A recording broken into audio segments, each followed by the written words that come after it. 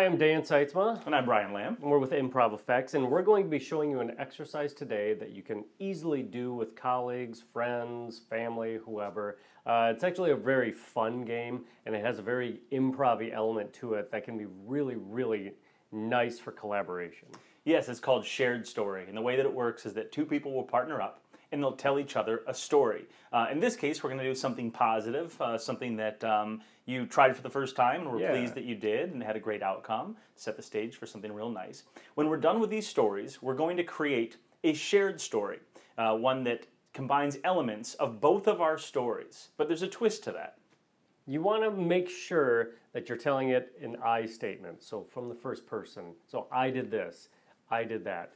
So you're writing out each sentence of the story back and forth. We're sharing the pen back and forth. The twist is I can only write down elements from Brian's story.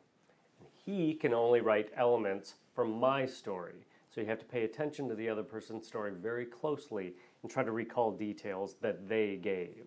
And we're going to give you an abbreviated example of what this exercise looks like right now.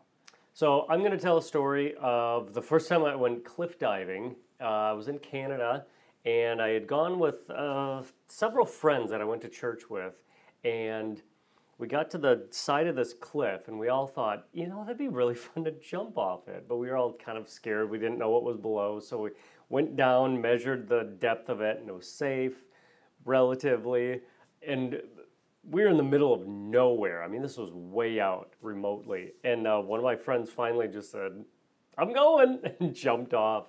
And after a while, we all just kind of made a daily routine of jumping off the cliff, diving into the water.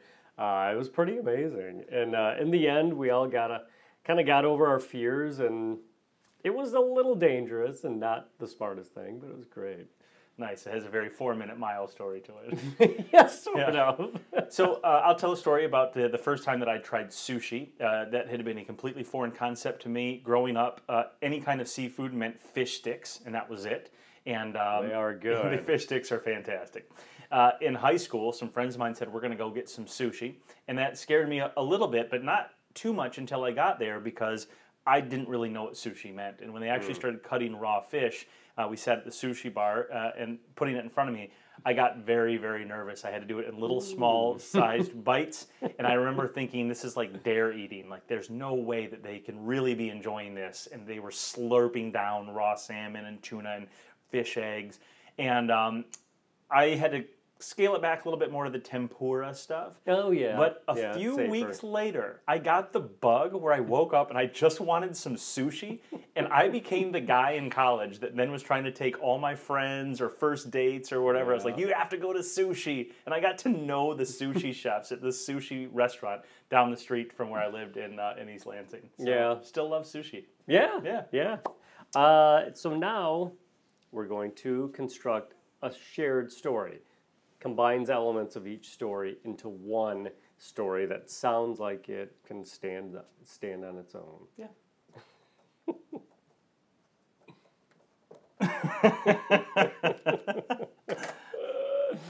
Nice. So I'll read the story real quick. My friends wanted to introduce me to something new. I'd never tried sushi. So we went to a cliff where they told me I could jump in and grab a fish. I was nervous when I looked down and saw the fish eggs everywhere. They were in a spot that was deep enough to dive into safely, but shallow enough to grab. After I grabbed the first bite, I was the one that was hooked. I went diving every day for fish and eggs after that. It was actually kind of dangerous. I got food poisoning. It takes on a lot of different forms, brings out a lot of people's personalities, which is great. It's fun to see that. And the most important piece is that it's a story that could only have been created as a result of the two individual stories told. Yeah. Which is what's so improv-y about it. Exactly. So we're Improv Effects. Go to improveffects.com for lots more exercises and examples of our presentations. Until next time. Have fun.